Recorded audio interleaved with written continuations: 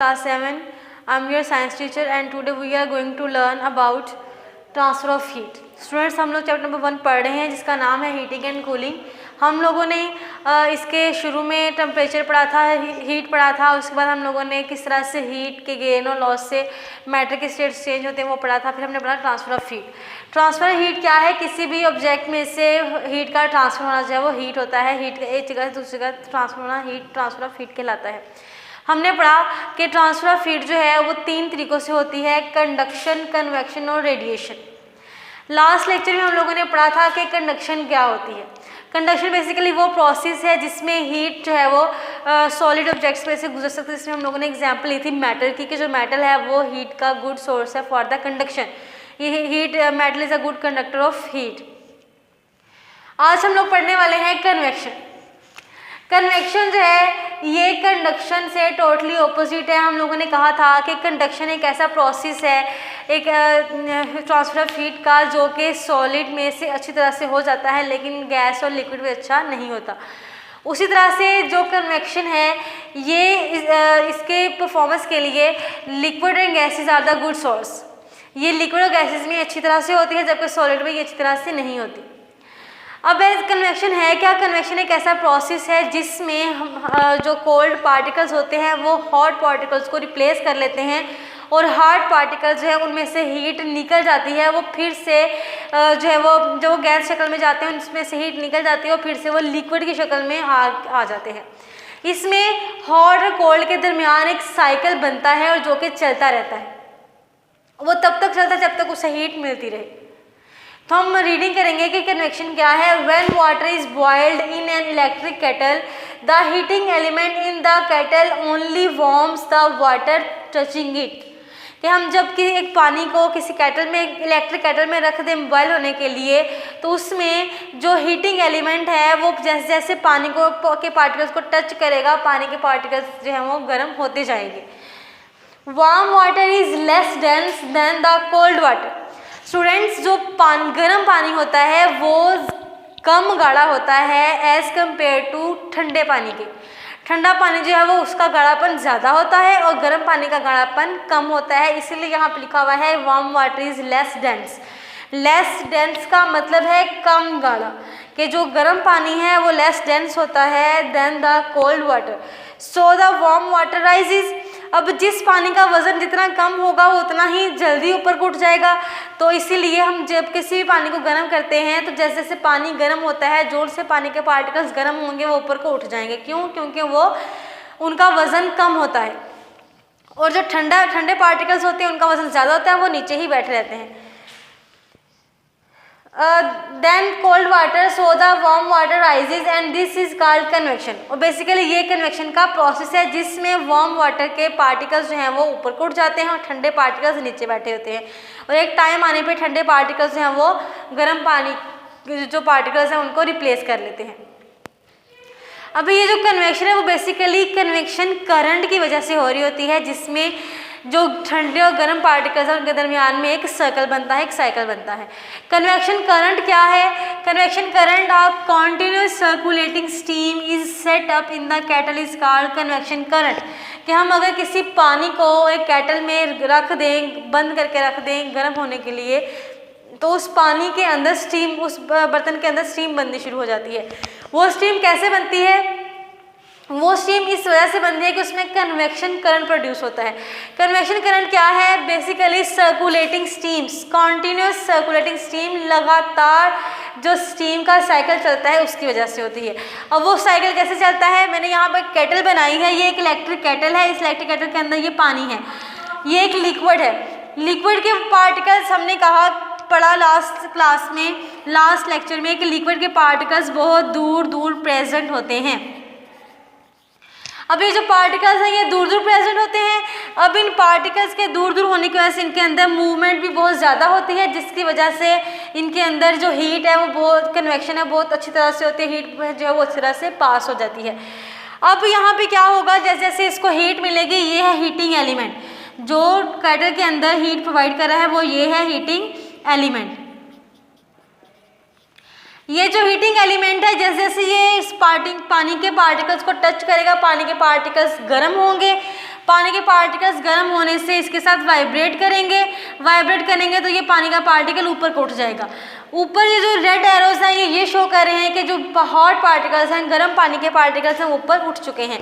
अब जैसे ये पानी ऊपर चला जाएगा, नीचे उसकी जगह खाली हो जाएगी, तो जो उसके नीचे ठंडे पानी के पार्टिकल्स होंगे वो उसको जाके रिप्लेस कर लेंगे।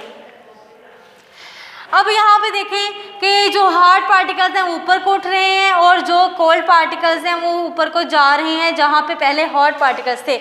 मतलब कि कोल्ड पार्टिकल्स ने हॉट पार्टिकल्स को रिप्लेस कर लिया और फिर बाद में जो हॉट पार्टिकल्स थे जब वो ऊपर गए तो उनमें से हीट, जैसे कि उनके लिए बर्तन बंद है, उनके निकलने का कोई रास्ता नहीं है, तो यहाँ पे उनके अंदर की जो हीट है, उनका टेम्परेचर है वो निकल जाएगा। टेम्परेचर निकलेगा तो वो गैस से दोबारा लिक्विड की फेज़ में आ जाएंगे। यहाँ पे वो दोबारा से अपना टेम्परेचर लूज़ करके कोल्ड पार्टिकल्स में कन्वर्ट हो जाएंगे, फिर से वो गेन करेंगे, ऊपर जाएंगे। इस तरह से एक कॉन्टीन्यूस सर्कुलेटिंग स्टीम बन जाती है जो कि कन्वेक्शन करंट की वजह से बनती है, जिसमें कोल्ड पार्टिकल्स हमेशा हॉट पार्टिकल्स को रिप्लेस करेंगे। हॉट पार्टिकल्स पहले जहाँ पे थे ये पहले नॉर्मल पार्टिकल्स थे, इन्होंने हॉट एलिमेंट को टच किया, हॉट हो गए।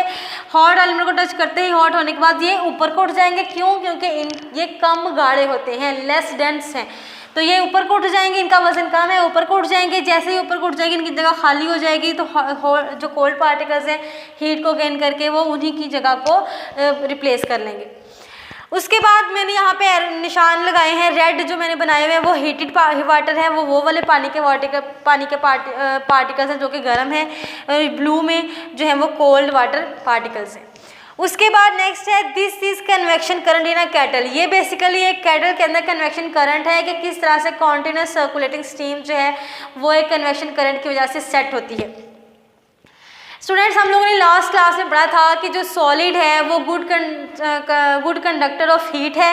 क्यों? क्योंकि उसके पार्टिकल्स बहुत क्लोज होते हैं एक दूसरे से और उनके अंदर हल्की सी वाइब्रेशन होती है। हल्की सी वाइब्रेशन होने से उनके अंदर से हीट जो है बहुत तेज़ी से पास कर जाती है।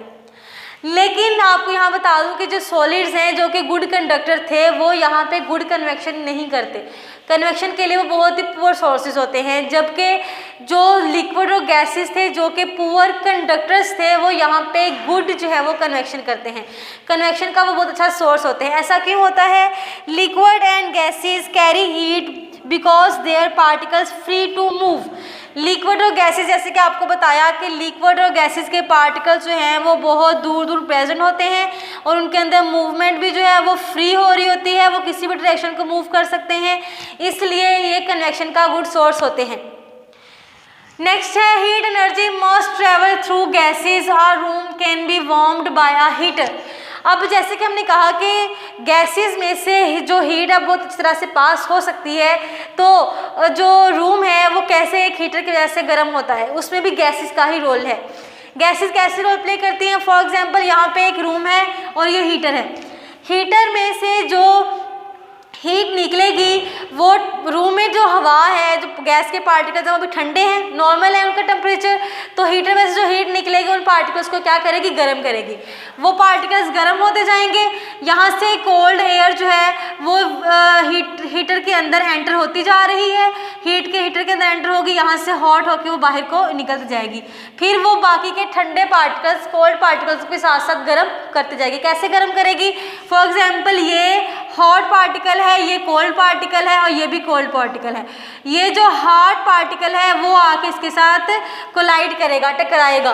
कोलाइड करेगा तो अपनी हीट इसको ट्रांसफर कर देगा, तो यहाँ पे ये वाला पार्टिकल भी जो है वो जो कि पहले कोल्ड था अब क्या हो जाएगा? हॉट। अब ये वाला पार्टिकल इसके साथ कोलाइड करेगा तो ये भी क्या हो जाएगा? हॉट। इस तरह से एक हॉट पार्टिकल ने सारे रूम की गैस को क्या कर दिया? गर्म कर दिया, सारे पार्टिकल्स को गर्म कर दिया। इस तरह से एक हीटर से एक रूम के जो का टेम्परेचर है वो गर्म हो जाता है, बढ़ जाता है। Our convection current is set up and air circulate around the room। Convection current जो है उसने एक सेटअप बना दिया, ये वाला सेटअप बना दिया जिसमें गर्म हवा ने ठंडे पार्टिकल्स को भी गर्म कर दिया। अब इस सेटअप की वजह से पूरे रूम की हवा जो है वो एक टाइम पे गर्म हो जाएगी। अब इसी तरह कन्वेक्शन करंट में एक और एग्जाम्पल आती है क्लाउड फॉर्मेशन की। क्लाउड फॉर्मेशन में क्या होता है?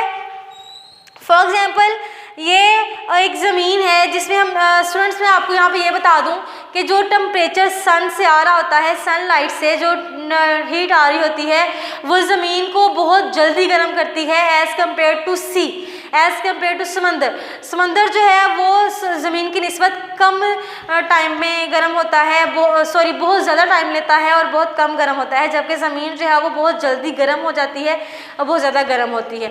अब ऐसा क्यों हो रहा है? ऐसा जब होता है तो इसी से क्लाउड बनते हैं, क्लाउड की फॉर्मेशन होती है। क्लाउड की फॉर्मेशन में क्या होगा कि जो समंदर है उसके ऊपर वाले पार्टिकल्स गर्म होंगे, जैसे जैसे गर्म होंगे वो ऊपर को उठ जाएंगे। हमने शुरू से ये पढ़ा कि गर्म पार्टिकल्स जो हैं उनकी डेंसिटी कम होती है, वो कम डेंस होते हैं तो वो फटाफट ऊपर उठ जाते हैं, कोल्ड पार्टिकल्स नीचे बैठे रहते हैं। तो यहाँ पे जो समंदर के पानी के पार्टिकल्स गर्म होंगे वो ऊपर को उठ जाएंगे और ऊपर जाते ही उनका टेम्परेचर वहाँ पे लो हो जाएगा। लो कैसे होगा? हमने पढ़ा कि उनमें से जो हीट है वो निकलती है और जो गैस है वो लिक्विड में चेंज हो जाती है। यहाँ पे गैस जो है वो फ़ौरन से लिक्विड में चेंज होगी। Cool air sinks, cool air sinks का मतलब है ठंडी हवा वहीं पे बैठ जाएगी। अब यहाँ पे क्लाउड्स जो है वो कैसे बनते हैं? Clouds form where warm air rises and cools. आपको पता है कि क्लाउड्स जो हैं होते तो ठंडे हैं, ठीक है, लेकिन वो गर्म से बन रहे हैं, गर्म पार्टिकल से, गर्म हवा से। कैसे बनते हैं कि यहाँ से जो गर्म हवा ऊपर जाएगी, ऊपर जाते ही उसका टेम्परेचर लूज़ होगा, वो फ़ौरन से ठंडी हो जाएगी और वहाँ पे वो क्लाउड्स को शक्ल देगी। तो इस तरह से कन्वेक्शन, ये भी एक कन्वेक्शन की फॉर्म है। जैसे कि हमने पढ़ा कि कन्वेक्शन में एक कॉन्टिन्यूस सर्कुलेशन होती है। कॉन्टिन्यूस सर्कुलेशन का मतलब एक साइकिल चलता है ठंडे और गर्म के दरमियान, जो कि रहता है। अब उसके ठंडे और गर्म के दरमियान में रहने से क्लाउड्स बन रहे हैं। एक कमरा गर्म हो रहा है और एक केटल के अंदर पानी बॉयल हो रहा है। तो ये हमारा आज का टॉपिक था, इसका रिव्यू ले लेते हैं। हम लोगों ने chapter number 1 heating and cooling का आज टॉपिक पढ़ा, ट्रांसफर ऑफ हीट का मेथड कन्वेक्शन। हम लोगों ने कंडक्शन लास्ट लेक्चर में पढ़ लिया था, ये कन्वेक्शन है। कन्वेक्शन हमने पढ़ा कि कन्वेक्शन में जो ठंडे पानी के पार्टिकल्स होते हैं, जो ठंडे पार्टिकल्स होते हैं वो हमेशा कोल्ड को रिप्लेस कर लेते हैं। कोल्ड पार्टिकल्स कम डेंस होते हैं एज़ कम्पेयर टू ठंडे पार्टिकल्स, जिसकी वजह से ऊपर उठ जाते हैं और ठंडे पार्टिकल्स उनको रिप्लेस कर लेते हैं। इस तरह से पूरे के पूरी जो प्लेस होती है, जगह होती है, वहाँ पे हीट जो है वो फैल जाती है। इसमें हम लोगों ने पढ़ा कन्वेक्शन करंट का। कन्वेक्शन करंट क्या है? बेसिकली कॉन्टिन्यूस सर्कुलेटिंग स्टीम है जो कि केटल के अंदर कन्वेक्शन करंट की वजह से बनती है। उसमें हमने पढ़ा कि केटल है, केटल के अंदर जो हीटिंग एलिमेंट है उसने पानी के एक पार्टिकल को हीट प्रोवाइड किया, वो एक पार्टिकल जो है वो ऊपर को उठ जाएगा, दूसरे के साथ टकराएगा, उसको हीट प्रोवाइड करेगा, इस तरह ठंडे पार्टिकल जो है उसको रिप्लेस कर लेंगे। फिर हमने पढ़ा कि लिक्विड जो है, लिक्विड और गैसेस जो हैं वो हीट को अच्छी तरह से कैरी करते हैं। क्यों? क्योंकि उनके पार्टिकल्स दूर दूर प्रेजेंट होते हैं और वो बहुत अच्छी तरह से बहुत फ्रीली मूव करते हैं, जिसकी वजह से वो हीट को बहुत अच्छी तरह से कैरी करते हैं। हम लोगों ने ये भी पढ़ा कि गैसेस जो हैं वो हीट एनर्जी जो है गैसेस में से बहुत अच्छे से ट्रैवल करती है, जिसकी वजह से एक रूम जो है वो गर्म हो जाता है। किसकी वजह से? हीटर की वजह से। उसमें हमने पढ़ा कि हीटर में से जो हीट निकलेगी वो पानी जो हवा का नॉर्मल टेम्परेचर होगा उसको गर्म कैसे करेगी कि उसको एक पार्टिकल्स को हीट प्रोवाइड करेगी, वो पार्टिकल्स बाद में सबके साथ कोलाइड करके पूरे रूम की एयर को हीट अप कर देगा। नेक्स्ट हम लोगों ने पढ़ा क्लाउड फॉर्मेशन। उसमें भी हमने ये पढ़ा कि जो ज़मीन है वो सूरज की रोशनी की वजह से जल्दी गर्म हो जाती है एज़ कम्पेयर टू सी। अब सी में कैसे नहीं होता? क्योंकि सी के अंदर कन्वेक्शन करंट का चलता रहता है सिलसिला। कैसे चलता है कि जो सी है उसके ऊपर वाली एयर गर्म होगी, ऊपर को उठेगी, ऊपर को उठ के वहाँ से उसकी एयर निकल जाएगी, फ़ौरन से वो गैस से लिक्विड की फॉर्म में आएगी, फिर वो नीचे बैठ जाएगी। इसी तरह से क्लाउड्स बनते हैं। क्लाउड्स में जो गर्म एयर है फ़ौरन से वो ऊपर को उठ के ठंडी हो जाती है। तो यहाँ पे कन्वेक्शन जो है वो अप्लाई होती है इन सब चीज़ों में। आई होप कि आपको आज का लेक्चर इस तरह से समझ आया होगा। हम नेक्स्ट लेक्चर में नए टॉपिक के साथ दोबारा मिलेंगे, जिसमें हम लोग रेडिएशन पढ़ेंगे और ट्रांसफर ऑफ हीट का टॉपिक जो है वो फिर कंप्लीट हो जाएगा। तब तक के लिए अल्लाह हाफिज़।